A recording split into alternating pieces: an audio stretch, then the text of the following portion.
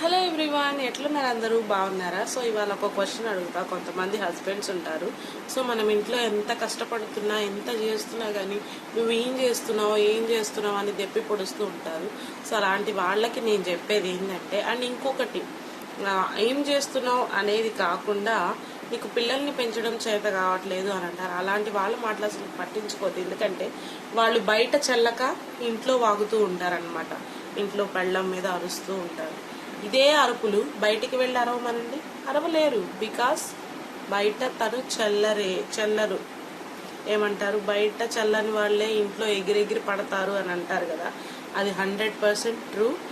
మీ ఇళ్లలో కూడా ఇలాంటి సమస్యలు ఉండే ఉంటాయి.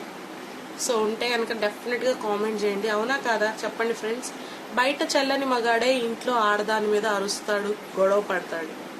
బికాస్ అది వాడి నైజం, ఇంకంతే. అలాంటి వాడిని ఎవ్వడు మార్చలేదు. అతన్ని పుట్టించిన ఆ భగవంతుడు కూడా మార్చలేడు అతను.